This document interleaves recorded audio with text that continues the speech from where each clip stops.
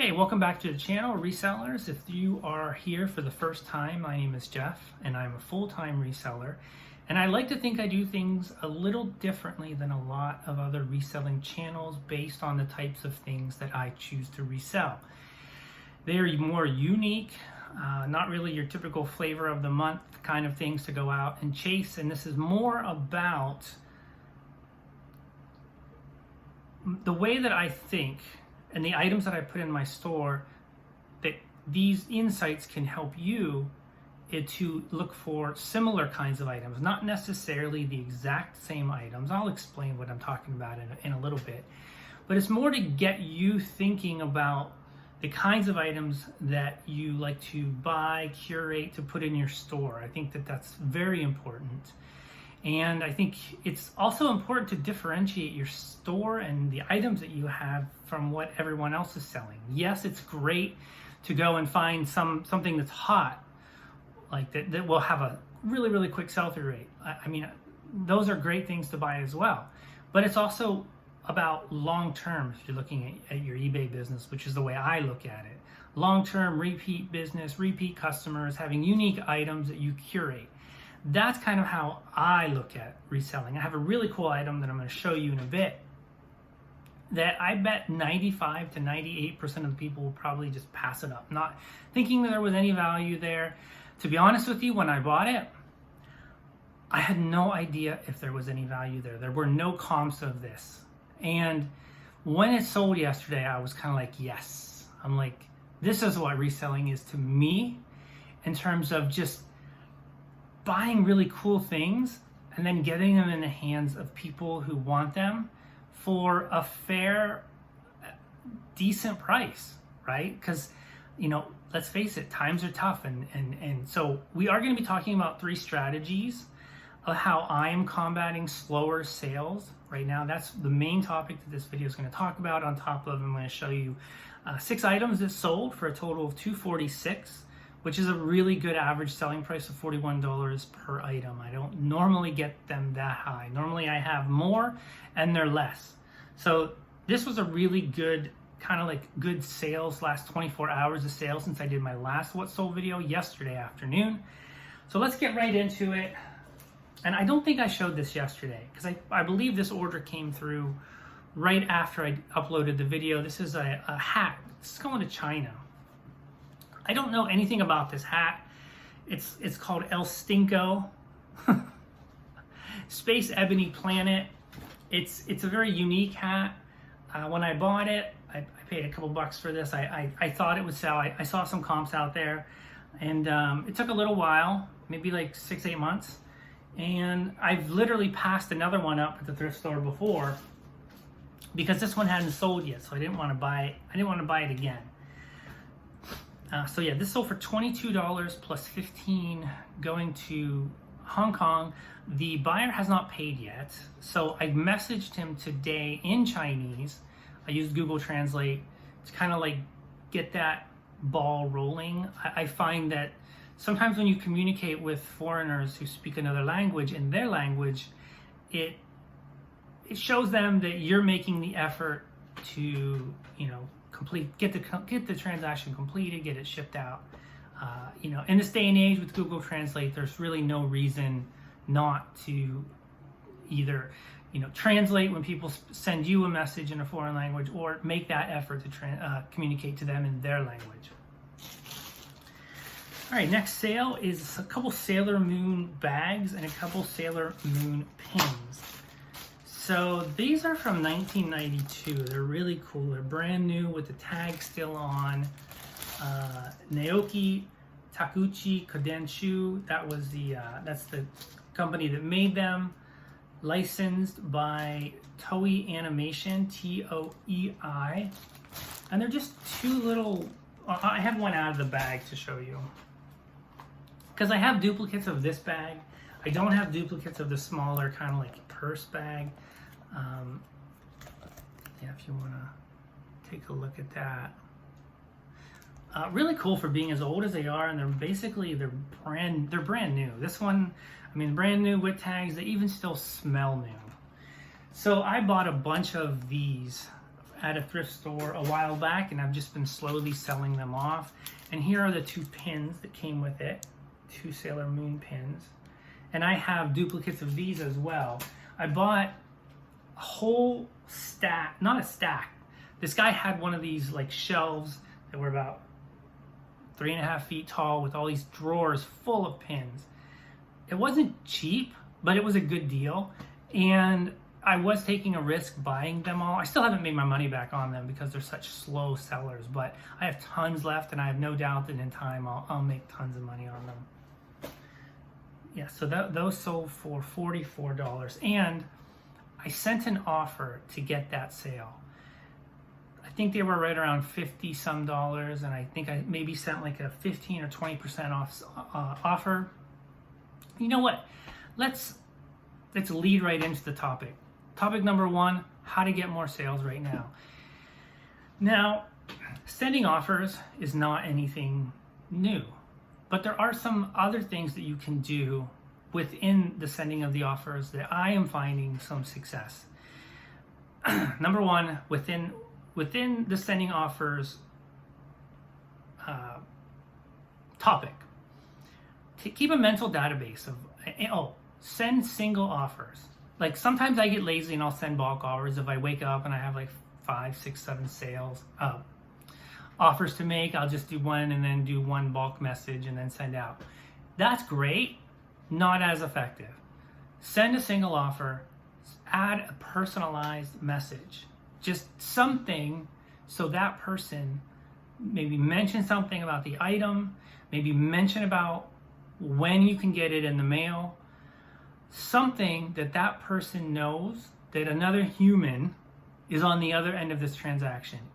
It makes all the difference. Keep a mental database of, if you can, and it's kind of hard, especially if you have 4,000 plus items like me. I normally send out 10% offers. If I notice that I'm sending out that same 10% offer on a specific item, I might increase it a little bit. You've got to find that equilibrium. And I knew that I had more of these.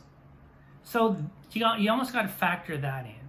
You got to factor in, I've got more. Let's just get some cash moving. Let's get some abundance flowing in our lives. Let's get a sale and get back to work. So that's reason number 1. Number 2, don't be attached to the price that you list the item for.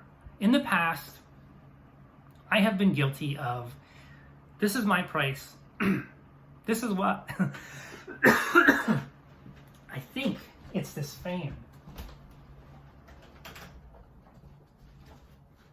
I think this fan is making me cough. Because I noticed that's what happened yesterday. Okay. I have been guilty of, setting a price and being firm and not being flexible, and it's not a good look as an eBay store owner. Now, there's a difference between being flexible and getting walked all over on by a buyer. Like, I'm not going to give my stuff away, but there's a lot of factors that you got to factor in when you're accepting offers or considering offers. Money is tight right now. There's no doubt money is tight. The good old days of eBay, I don't want to say they're gone, but they're not here right now. And everything is cyclical. Good times will come back. We have to endure and get through this time that we're experiencing right now. It's a bad time of the year for selling. It's a great time. It's the best time. It's almost like, as a reseller, we're almost conditioned to not like the summer, which is so sad because summer is the best time of the year, right? Weather's nice. Everyone's out having a good time. Everybody's mood is awesome. But we as sellers, all we focus on our sales, and the sales just suck during summer. So it's like it casts this black shadow over the summer. I don't want that to happen to me. I don't want to think negatively of the summer just because summer are slow for sales. So keep that in mind. Create flow. eBay search and eBay site. This is not an eBay bashing episode. I know that Some people just don't like people who talk bad about eBay, but their search and their website is having issues. When we get offers or when we have the ability to make offers, we have to make the most of that opportunity because we don't know right now when we're going to get another eyeball on that item. It's a fact. Like, I'm just calling it like I see it with eBay. And until eBay can get their crap together, we have to adapt. Like I had a viewer make a comment the other day about how, it's important as a reseller to adapt and, not just, other YouTubers have moved on from complaining about eBay and they're adapting in their business. Well, I'm adapting. This was clearly a negative comment without really providing any other information as to how they suggest one adapt, what other YouTubers are they talking about that are adapting and not complaining about eBay. But I digress. I'm not going to let a comment get me down. And by accepting offers, sometimes you're delaying the inevitable. Sometimes you're going to end up marking that item down, when you delete and sell similar, or just, you may end up doing a greater percentage of a markdown. So sometimes you're delaying the inevitable. And remember, there's always something more to buy. If you're making a profit, take your profit, invest it into more inventory. I promise you that creating that flow, it will put you in a better mindset. It will put you in the right mood to list more, to work more, versus if you're not getting sales, it's easy to get in that mindset. It was like, well, I'm not getting any sales anyhow. I might as well not do anything, right?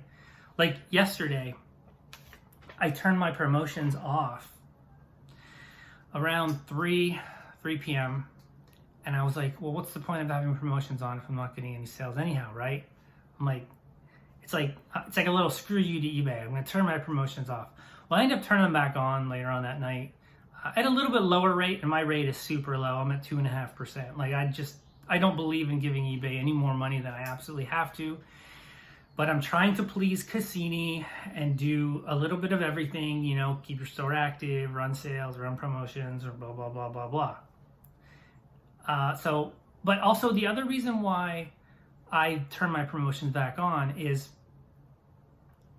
eBay has put us in a bit of a pickle when it comes to the promoted listings and traffic. I mean, they really make us feel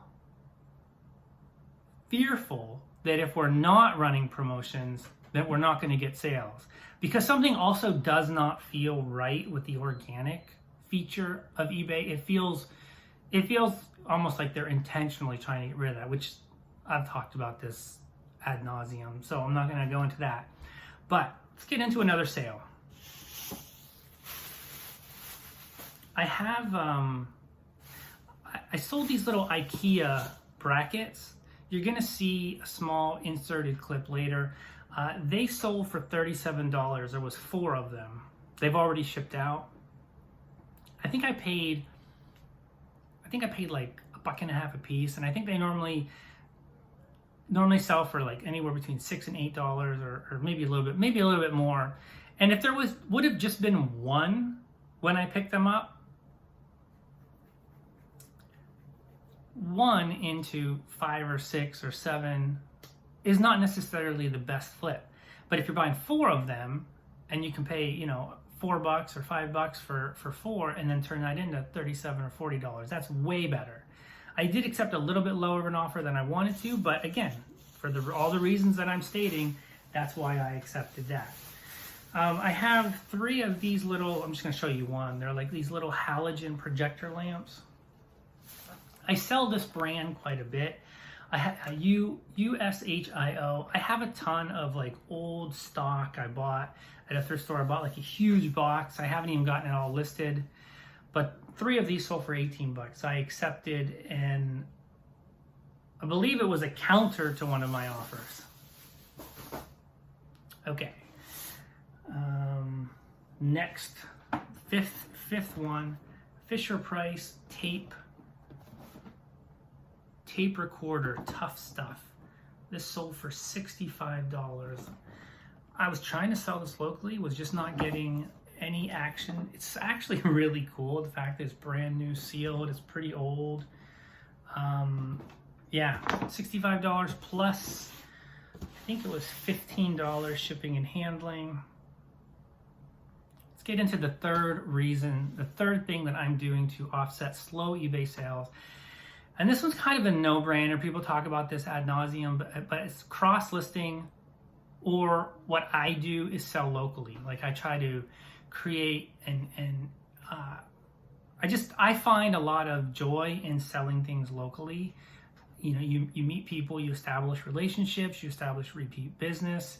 You're kind of getting away from the shipping, having to ship things. And there's things that I cross-list locally that are on eBay. For example, this Fisher Price thing was on eBay. But then there's also things that I buy strictly to sell locally just because they're too heavy and they're too bulky. They're just a pain in the butt to ship. So once I started doing that about a year ago, it kind of opened up the things that I could buy when I would go to garage sales or shop on Craigslist or Facebook Marketplace. So yeah, so the three things are to not be attached to your price. Number two, send offers, and I gave a list of action steps within the send offers. And then three, cross list or sell locally, just to, you know, not put all your faith in one platform. Like this, now this is even more important as eBay is not the giant that it was. You know, everything went through eBay, it seemed like. But then Amazon came up, and now you've got these other little mini platforms that are kind of like really starting to take market share from eBay. And eBay's not doing anything. Like they're essentially giving away marketplace right now with the stuff that's going on with the website. All right, so the last thing that I sold, and this is my favorite thing. Like I wanted this for myself, but I don't really keep anything. So you guys tell me, is this something that you would have picked up? It's a blanket. And it's got a squirrel, some mushrooms. It is super trippy, which I love anything psychedelic.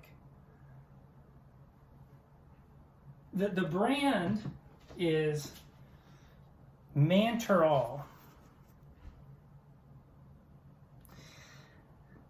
This blanket I picked up for I think like $2 at a thrift store.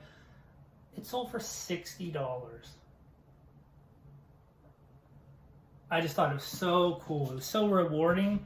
Like there's things that you sell that it just feels so rewarding to sell. So other than that, something else I wanted to talk about. Yesterday, we were one of the topics was the new automatic payment thing that eBay is incorporating. They're kind of making buyers pay immediately. They're rolling it out with select buyers are getting it, but it's kind of, for me, it's kind of wrecking havoc on my multi-quantity orders. And I wanted to turn it, somebody mentioned that you can turn that feature off. So I called into eBay, got a customer service rep that I felt was pretty new, very enthusiastic, very wanting to help. And I appreciate that. And it took a long time to get, like, he was trying to walk me through the steps. 35 minutes later, maybe more, he's like, it doesn't look like you have that feature right now.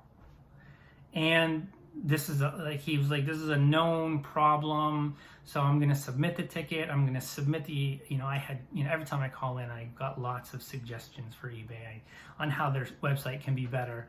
He took them all, submitted them, but yeah, I can't even turn off that feature right now. So it's like when somebody buys something, I can't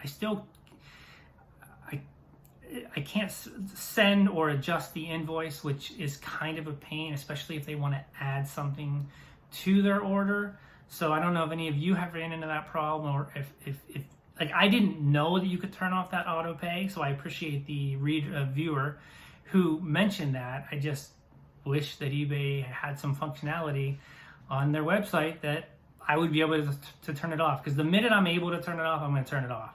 because I just don't have a lot of issues with non-paying buyers. Obviously, I have some.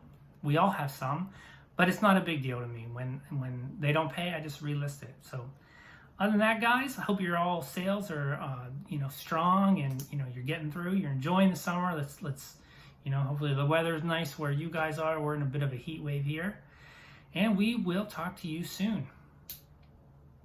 Remember to feed the YouTube algo. If you're still here and you're not subscribed, please do that. I sold these IKEA Attest little knobby things. I don't actually know what they are. They sold for $37 plus shipping.